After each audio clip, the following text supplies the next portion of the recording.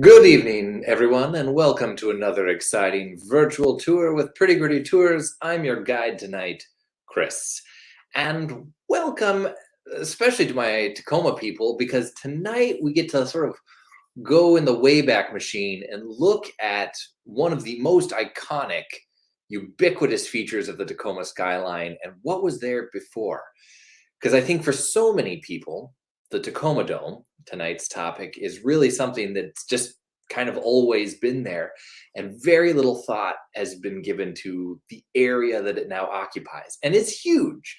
If you're not familiar with the Tacoma Dome, somehow, it is a massive, massive complex. It is the second largest wooden dome in the world. And we can get into the minutia of that if you want. The Superior Dome in Michigan technically has the title for largest wooden dome, but the Tacoma Dome, it's diameter that they're basing that on, right? But the Tacoma Dome actually can accommodate more people. So you can do whatever you want with that. But I'm glad you guys are here tonight. Let me know if you have any questions along the way. It's good to see you guys. I'm glad that you're all here, and let's dive into this bad boy. What was there before the dome? Well, if we're going to talk about that, we need to take a moment to acknowledge the fact that this is traditionally the land of the Puyallup people, and nobody better to talk about that than the Puyallup themselves. Arti duf arti swatwiftud atis poyalapabs, a slathasil, alti disha tu alturi tuha. It is the land right here that the Puyallup people have lived on since the beginning. Deshav ti dufachas alti swatwiftud. This right here is where we are in the world, our homelands.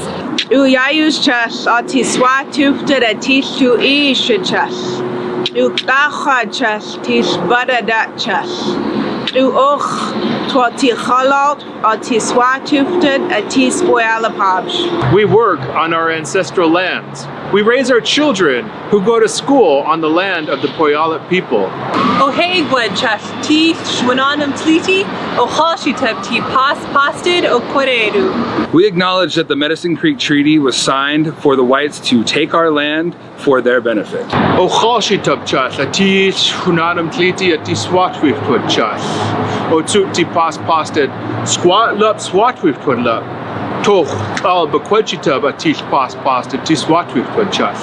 Land was assigned to our people. The Caucasians said, "This is your land," and they took that land from us too. Okararitub chas atiswa twiftud chas. Odzak atab tis tliti. Our land was stolen from us. Treaties were broken. Toch didich chas atislachel. But we are still here today. Hui chasa tu kwelin, chasa tu ish, chasa tu alalos, chasa tu twal shot sidam.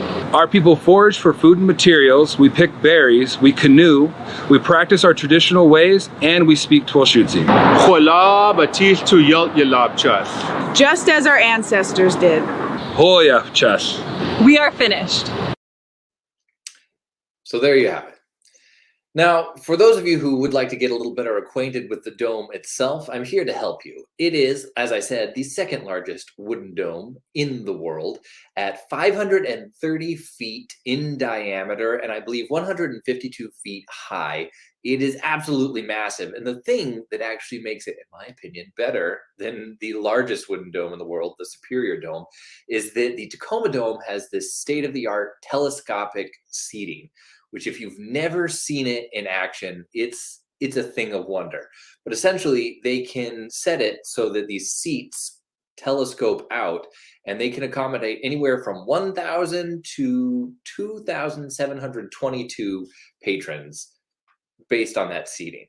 I think the record that they've ever had inside the dome for an event is 60,000 plus, which is a record they achieved in 2019. It's a big deal. It's a massive event venue space, and it does, I mean, a lot. So here's number one, in case you're curious. Yes, this is the Superior Dome in Michigan, and it is, I think, oh man, just slightly larger, nominally larger. But here's the inside of the Tacoma Dome, and its popularity has become a major source of pride for the area because of the variety and the scope of events that you can host in there.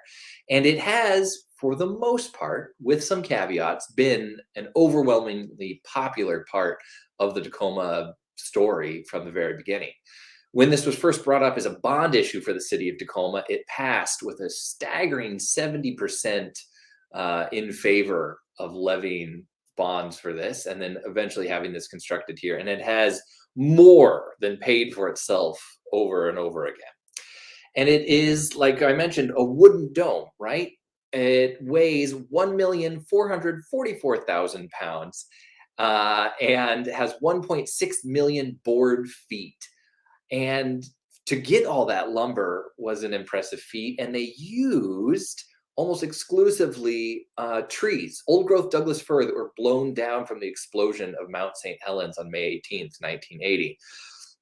And so here's some of the dome actually in construction. It was completed by a crew of 20 people, men and women, who hand nailed each of those.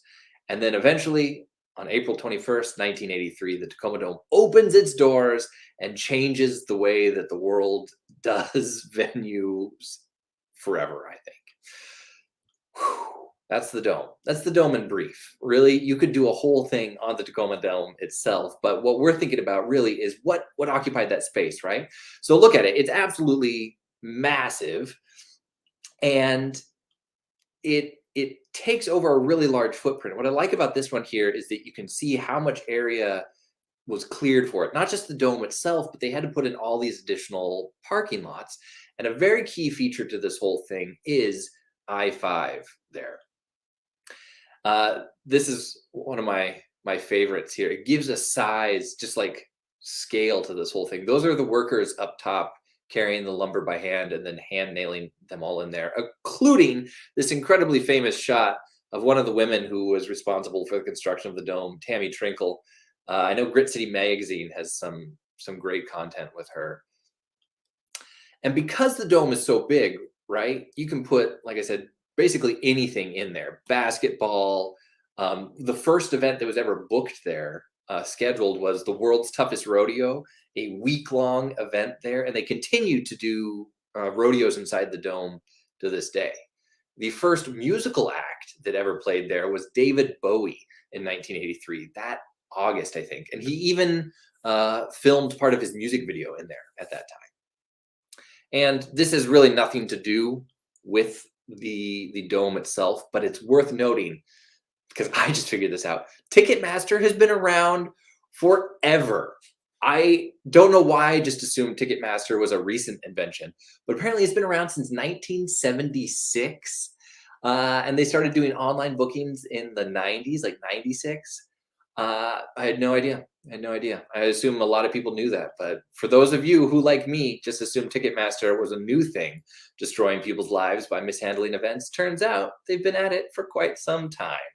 So when people talk about domes in the area, you got to kind of look at the space here too, because this is, you can see it right down there, McKinley Park in the middle there, that green section, I-5, and then just on the other side of that, where it's labeled LeMay's America's Car Museum, that's where the Tacoma Dome is today.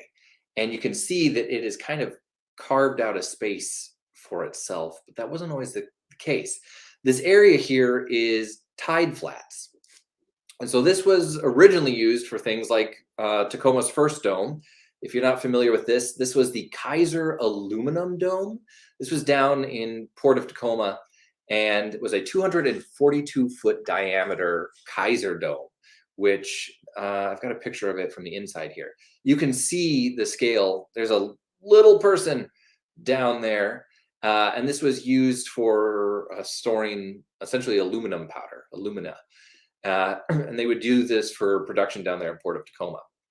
So there had always been massive infrastructure sort of down in the Port of Tacoma area, but this particular area where the dome is located was neighborhood and was traditionally. So when you're looking at it, I got a topographic map for this one here, because what I think is important is the ridge. So you can see where the Tacoma Dome is there, right in that bend on I-5. Directly across I-5 there is McKinley Park, and then you see how it steeply goes up to a peak. And talking with the Puyallup tribal historians, they were telling me that the McKinley neighborhood would have traditionally been one of sort of 6 zones that was used as a training area for warriors in the Puyallup Nation. After the Puyallup were forced onto the reservation, which, by the way, is just on the other side of this hill here, you can see probably the most iconic part there is the Puyallup Tribal Health Authority icon there. Puyallup Reservation is right there, just on the other side of where McKinley neighborhood and hill are. But that slope used to be all joined, starting at the top of McKinley Hill, down into Tacoma's eastern gulch there. And that was all really one synonymous neighborhood for a long period there. Until, of course, in the 1950s, Interstate 5 just bisects that, literally just tears the whole thing apart and separates pretty much part of McKinley from the rest of that area. And it used to be that you would be able to go back and forth really easily between those two, and that becomes not the case moving forward. So you can see why this area, if we go way, way, way back, was so desirable for development here. The whole reason that Tacoma was chosen as a terminus for the railroad is that nice, shallow, tide flat grade there. You can build your train track right up to the ships where you've got your deep water port, things go on and off, no problem. It was very similar for the Puyallup, where this was a major source of fishing and livelihood for them. And so settlement of the area has always kind of been right there on that bend of the Puyallup River, right down there in the tide flats area. As Tacoma started to develop, a lot of neighborhoods kind of filled in there. And so it's hard to get an exact picture of the area we're talking about, but you could call it East Neighborhood or Hawthorne. Those are the two sort of historic Tacoma names to that. And what happened is, as Tacoma was settled right on the waterfront there, and they started building the city up the hill, a lot of the laborers and workers that were, making ships or train tracks, or actually building locomotive engines here in the city of Tacoma, were building their houses just outside the main sort of center of industry in these areas that would become Hawthorne and then McKinley neighborhood just up the hill. And Hawthorne is pretty much just, if you're looking at this picture here, off to the left here, if we're looking at this one, this is actually probably down into the Hawthorne neighborhood itself. So this would be like 24th, 25th, 26th, and D Street today. And one of the really big iconic giveaways is the Foss waterway extending out here. For my Tacoma people, the biggest icon, if you look straight back right on the ridge line of this photograph here, you can see the very dominant tower of Old City Hall with the clock tower there. And that should help kind of orient you into the whole thing here. This is the East 26th Street Bridge. This was the wooden bridge before they eventually replaced it with a concrete one in the 1930s. And this is looking east towards the fire station tower that you can kind of see back there. And then actual buildings, mostly shops and industry here in the Hawthorne neighborhood itself. And the Hawthorne neighborhood was historically, a neighborhood area, but because of its close proximity to the train yard and Port of Tacoma, it was very much sort of the working class neighborhood.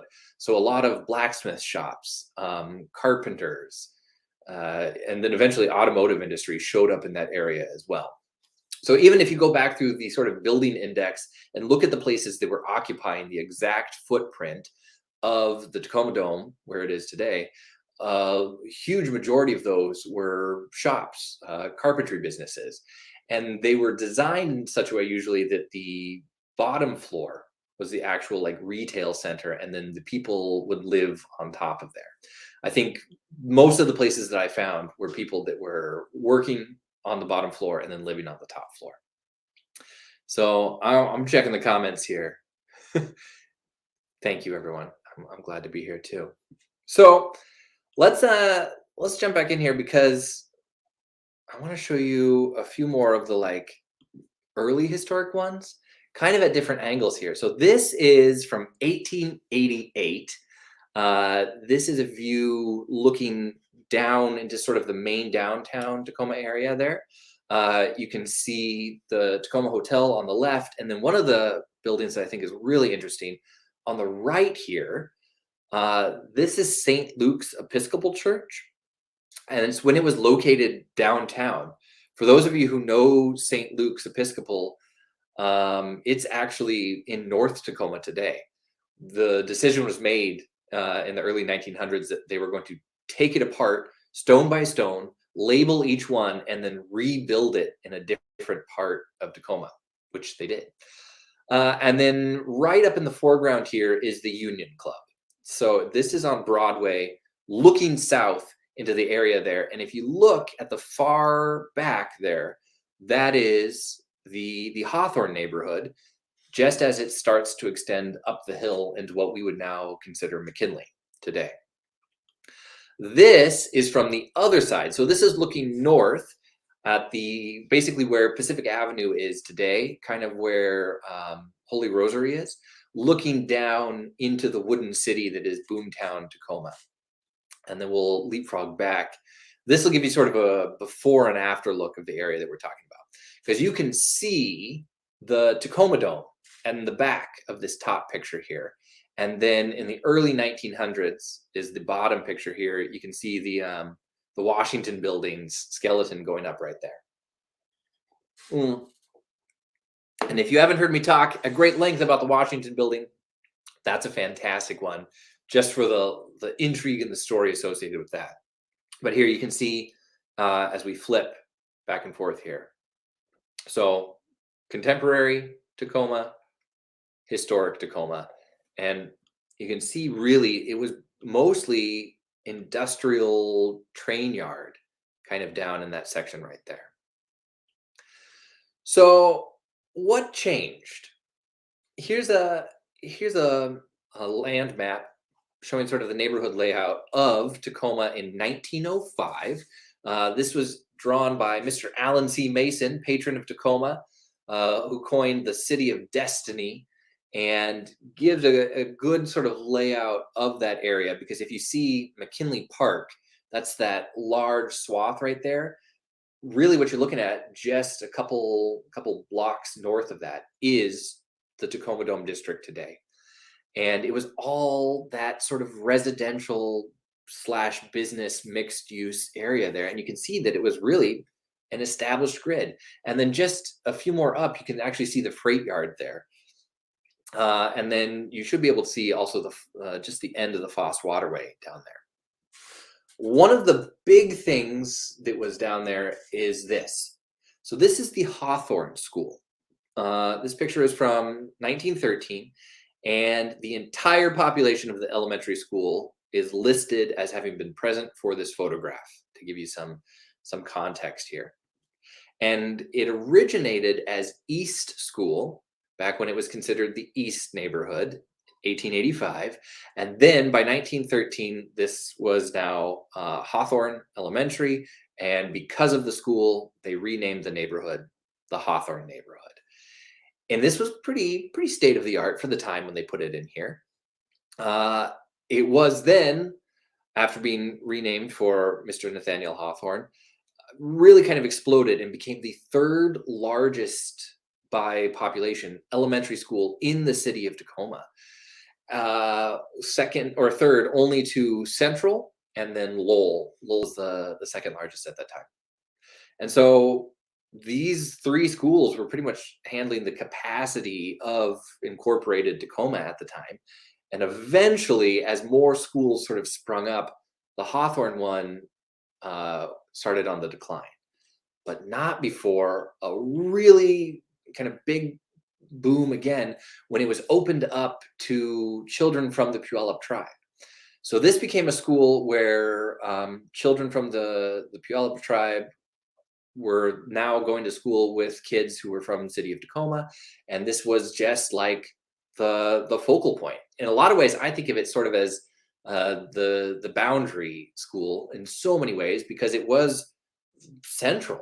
You know, it was in between the Puyallup Tribal Reservation, downtown Tacoma, sort of the fringe areas, like as you start moving down south through Tacoma, certainly way closer than anything like Fern Hill, and on Port of Tacoma. So it was kind of a nice central focused hub, which that area has continued to be. And I think that was a big part of why it ended up getting chosen as the location for the Tacoma Dome later on. Now, unfortunately, Hawthorne is no longer around. It closed in 1963 and then was eventually demolished. And I think it came down in 1981 specifically to make way for the Tacoma Dome. So this is one of the last photographs I could find of it. I believe this is from the 1980s, right before its demolition. So as you're flipping through time here, right, this is the Hawthorne neighborhood in its infancy. This is as it's developing as a residential neighborhood for the laborers of Tacoma. You see it as it starts to expand outwards here, and then it ends up getting pushed up against the Puyallup River. So this is from 1964, this aerial shot of Puyallup River, and this is after it was channelized, and it goes out into the tide flats there, so you can see Port of Tacoma on that north end of the photograph here. The other thing that really kind of changes the Hawthorne district isn't just its proximity to everything. It kind of gets squished up against Port of Tacoma and then the Puyallup River, but it's really changed irrevocably by transportation in general, not just because it's close to the train yard, but when the Milwaukee Railroad shows up and really kind of dominates that space, they really change the image of that neighborhood, I think, forevermore. It becomes associated with a shipping community, really. So this is from the early days. This is 1910 with the Milwaukee Railroad in town. This is Freight House, their freight house, and this is their passenger depot here. And that freight house is still down there today. I forget the year on this one, but this is the early days. It's still got the Milwaukee Railroad Freight House sign up there. If you go down to the Dome District today, you'll see this. This is Freight House Square. What was once the longest freight warehouse west of the Mississippi is now one of the quirkiest shopping centers in the area. If you've not been inside Freight House Square, I can't urge you enough. It is a collection of local pioneers, entrepreneurs, and vendors that have some of the best restaurants in Tacoma. They have a variety of gift shops, sundries. There's a woman in there who makes all of her own fudge by hand. There's an art gallery. There's a knife sharpening studio. There's a lot going on in Freight House Square, and they've occupied that historic space and really revitalized the neighborhood in a lot of ways. But transportation is pivotal. It is one of the defining characteristics of the Hawthorne neighborhood, which later becomes known as the Dome District. And as you can see, it retains that identity. In fact, you can see in the sort of upper left-hand corner of this photograph here, the LeMay, America's Car Museum. In the foreground here is not just Freight House Square, but is what is now the Amtrak station. So not only does the Sounder commuter train stop here for passenger unloading and offloading, but Amtrak actually has its new facility freshly opened right here in the former Freight House. So it maintains its identity as a transportation hub. And so you get some of those clues of what Hawthorne was like, because as Tacoma makes way for the Dome, they left a lot of those powerhouse industrial centers down there. You know, they didn't move the railroad. What they moved were the neighborhood houses, the local businesses, and the school. And it becomes controversial because the debate at the time was very polarizing. There were people who were like, Hawthorne is our home. This is a place that we have lived and raised children, and it's very important to us. And there was another camp of people who were like, Hawthorne's not what it used to be. It's kind of a gross neighborhood now, and we don't like it. We're happy to be given this opportunity to start anew. And as you'll see in a moment, it was deeply polarizing for the city. So like I said, this was an overwhelmingly positive idea when it was floated by the city council, that there should be an event space in the city, that there should be some place where we could do whatever we wanted, host all sorts of events, and most importantly, compete with Seattle. Those scoundrels.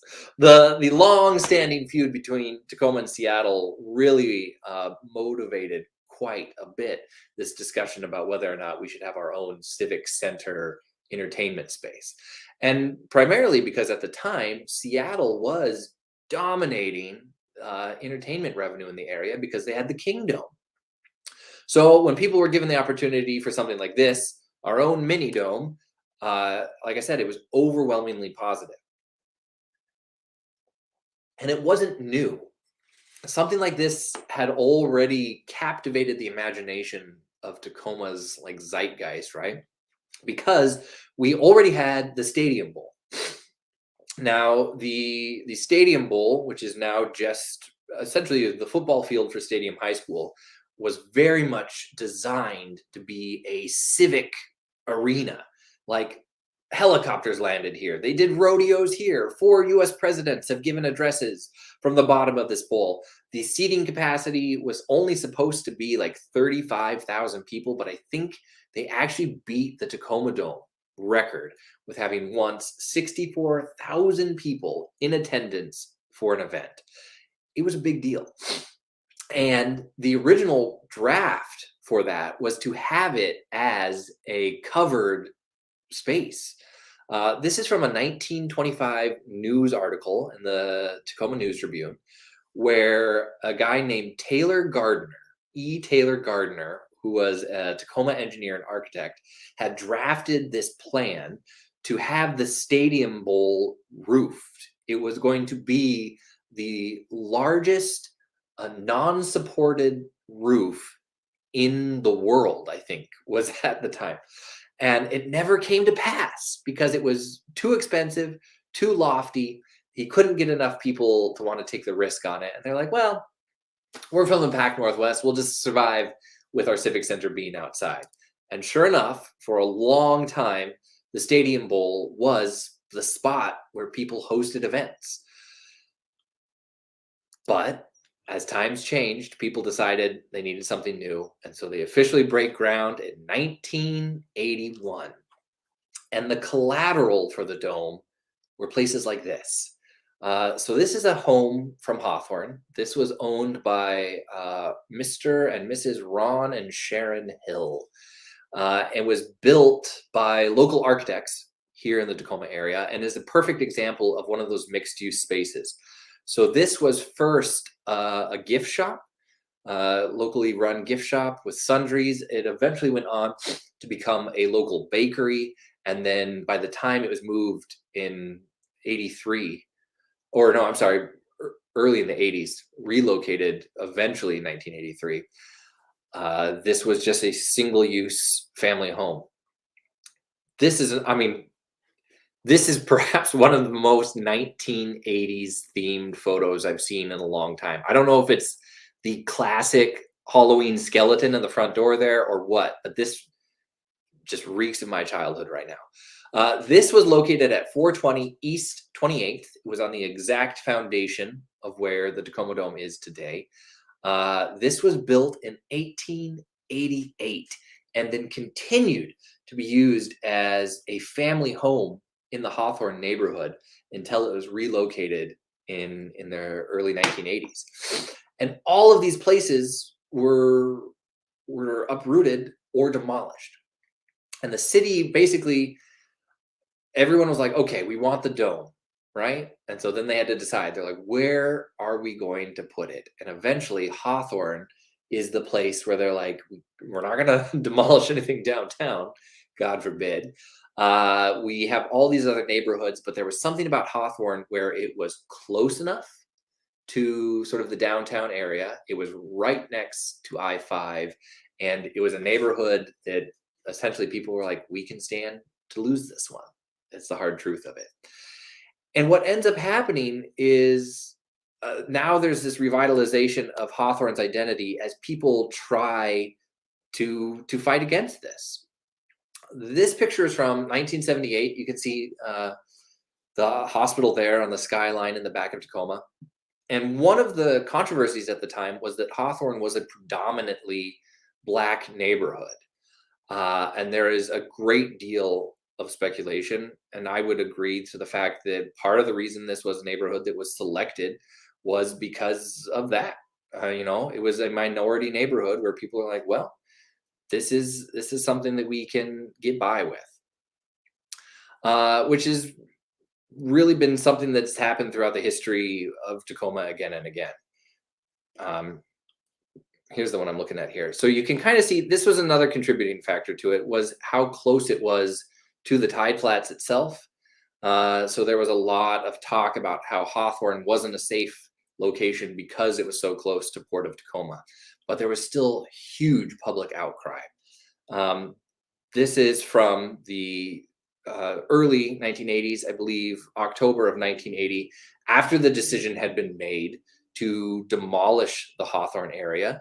The city came together and they're like, okay, well, we're going to pay for your home so that you can get something new, and we will demolish it, or we'll pay to have it relocated, essentially. And one of the most vocal opponents of this was actually this gentleman right here with the sign. And he becomes sort of the figurehead of why the dome shouldn't exist in Hawthorne and why these people shouldn't be relocated. And for a snapshot of it here, I'll take you guys through time here really quick. But what you can see, sort of that snaking section there, that's Tacoma East Gulch. That's the rail line extending down here. And this is the Hawthorne neighborhood. This is an aerial shot. And I'll take you guys through time here. So this is 1931. The Dome District is highlighted there in sort of that yellow cream right there. At the base, you can see the jut of the Foss Waterway coming down here. And you can see it's just purely residential. It's homes, it's schools, it's churches, and then bordered on either side, sort of the beginning of the hill up to McKinley, as well as the gulch on the side there. So while it was very connected to everything, it was also kind of isolated. Skipping ahead to the 1940s, you can see the entirety of McKinley Park, which I think is really interesting. And I left the overlay there, so what you're looking at is where Interstate 5 just decapitated McKinley Park, separating Hawthorne from McKinley and really starting to cut it off, because now it has the gulch on one side, which really prevents people from easily accessing downtown Tacoma. It's going to have Interstate 5, cutting off the flow to other neighborhoods in the late 50s. And then it's got Port of Tacoma, which extends further and further along the tide flats every year. So by 1950, you can see how much more industrial development, as well as how the Puyallup River's course has changed here. And you see this shrinking, this ever constricting dial around the Hawthorne neighborhood here. So that by 1973, Interstate 5 is already installed now. You see State Route 509 and how there's just this coil ever compressing the area, until the first time that we have a city map here is from 1990. And there is the installation of the Tacoma Dome. You can see McKinley on the other side of Interstate 5 there. Now the additional part of McKinley Park that was on the other side of Interstate 5 has been demolished to create essentially the parking lot for the east side of the Tacoma Dome, and then parking lots all over on the west side there. And just in a decade, right? From 1973 to 1983 is when the big switch happens, but you really see it on the 1990 map here. For a different perspective, the Tacoma News Tribune had this aerial shot that they got. This is the Hawthorne neighborhood right before that area was selected to be demolished for the dome. And it's all these houses there. It's that grid system that you see from that early Alan C. Mason map, right? Here's another angle of it. This is from 2018. So this is really what you're most familiar with today. And you can see how the Dome District is perfect for an entertainment space and venue, right? Because it is right at that crux there. You've got plenty of time as you wait the 2 years to commute on I-5 to look at it and think, oh, I really would like to go see that Miley Cyrus concert. I'm just checking the comments here. Yeah. This is actually funny because depending on which historic photograph of Tacoma you look at, sometimes they do move the mountain. In like sales pitches or postcards that they were sending back east to be like, Tacoma's the best place in the world. Sometimes if they were looking north and they're like, oh, you know what that view could use? Mount Rainier. And so they would just put Mount Tahoma, they would kind of like overlay it onto the photographs there. So yeah, sometimes they would. So when we're looking at it here, you can see now how this has become really the area where people go for entertainment. And with LeMay and the parking lots, the Dome has just become the ubiquitous entertainment center for the area. But I'll share them with you here in a second. There are really intimate looks at the homes that used to be there because thankfully someone took the time to photograph them. So this is our guy.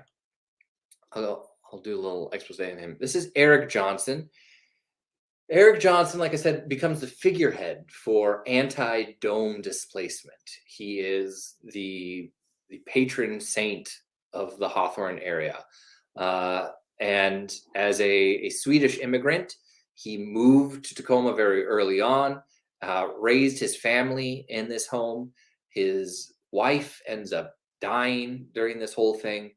And the chant for Hawthorne becomes Johnson because, he was the quintessential Hawthorne resident that people didn't want to see relocated. He kept bees. He had fruit trees that he had placed on his property there. He was the icon for the area. And so his home ends up becoming definitely one of the ones that people rally to as they're trying to save the Hawthorne district. Eventually, though, the city and the citizens of Tacoma that are interested in this project end up winning, and the homes that were purchased for demolition are bulldozed, like this one here. But some people were very much attached to their homes, so for several months, several of them were located. What's insane to me about this photograph is not just that they're driving a very large house across the freeway here, but there's somebody standing on the roof. Somebody was like, you know what? I don't think this is crazy enough. Someone should probably stand on the roof while we drive this sucker around and make sure that we don't strip the top off of it with a light or an electrical wire. To give you some sort of context here, this bridge, this overpass, is no longer there. This is the one that was demolished a couple of years ago because you can see the Puyallup River Railroad Bridge right there in the background. So this is looking east over I-5. Other homes, amazingly enough, were actually transported via water. So this particular one got lifted off of its foundation, put onto this barge, and then relocated. And I'm trying to remember where they ended up putting this one. But as you can see in the text here, this is still about Eric Johnson and his campaign to prevent people from moving it. But like I said, eventually the dome, everything is bulldozed. This area is cleared out, and you can kind of see really the footprint, because there are still just a few houses right there on the proximity of the Dome District that haven't been moved yet. They started, of course, with preparing the foundation for the dome itself. And then eventually leads us to this bad boy right here, which is still pretty much the image you get when you come into Tacoma. What I love is because this was installed in the 1980s, all of the hype over the Tacoma Dome is so brilliantly 80s. All the excitement about it is really good. If anyone wants to see it, just go to the Tacoma News Tribune archives at the public library. There's some really, really good stuff. And because every article about the dome being written at that time was like juicy stuff, almost every other page is an advertisement for the Tacoma Dome, either an event that's coming to the area, people trying to get catering jobs out of it, like everything. Pretty much every ad in the 1980s Tacoma newspaper was somehow affiliated with the Tacoma Dome at that time, including that vintage Ticketmaster one that I can't get out of my head. Today, when you're looking at the district, you see little echoes of it, right? Like obviously the Tacoma Dome dominates the skyline, but you can see right here on the left-hand side, Freight House Square peeking out there. And then on the upper left-hand there, the hill, McKinley Hill. From the other side, looking down, you can still see too the close proximity to the Foss Waterway and the train yard, and how this was a residential neighborhood that was a vital lifeline to Port of Tacoma and sort of the industrial center for the city. I think it's just so important to recognize here, you know, how key this area was for the people of Tacoma. And there, you know, it's an argument that I think could be made both ways as to Hawthorne's fate, whether it deserved it or not. I mean, that's a whole topic for a different time. But just to give context of what was there, Hawthorne, I think, should be the definitive answer. The Hawthorne neighborhood was the area that was there before the dome, and before Hawthorne, it was a major area for the Puyallup people. It was one of the massive centers where their entire culture and civilization thrived. So it has been a residential area for as long as anybody can remember. Yes. So if you go to the Tacoma Public Library's building index, you can actually find where some of those houses were relocated, because it lists their first address and then their second address sort of in their architectural notes there. And yeah, I know that some people, when they move those houses around, the traffic lights had to be moved for that. There was something else here. Somebody asked, oh yeah, what happened with Johnson? He did have his house relocated, I believe, somewhere to the South Tacoma area. But everything that I've ever read about him after that was that he was just like heartbroken. Like he lost his wife, he lost his house, he lost the battle for this, and just became a very bitter man after that. Understandably so, right? Like this was his major campaign to just retire where he ended up, and it never ended up happening. So yes. So yes, the Tacoma Dome was once the largest wooden dome in the world. This is true. The Superior Dome in Michigan officially holds the title, but I think it's worth noting that it's only like 6 feet, I think, larger in diameter, but that the Tacoma Dome can actually accommodate more people by thousands more than the Superior Dome. So not that it's a competition, but I just think that should be noted. If you guys have enjoyed tonight's tour, you can always tip your guide on the homepage there of Pretty Gritty Tours. If you just go to prettygrittytours.com, here you go, you can find a little PayPal button there where if you guys like what we're doing, feel free. You can also use the QR code here and show your appreciation that way, because I'm always loving this, and I would like to continue the virtual programming.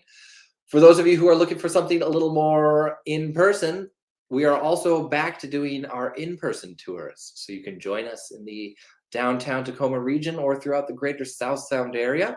We have quite a few exciting things coming up in the near future, so we are getting back out there in force. But tonight's particular virtual tour was by special request. So if you have anything that you'd like to see, explore, or know more about in the area, just let me know. I'm very amenable to research and exploration. If you guys don't have any further questions, though, I'm going to leave it at that. I'm going to encourage you, as always, to keep on exploring, and thank you for joining me tonight. I will see you guys soon. Stay classy out there. See you soon.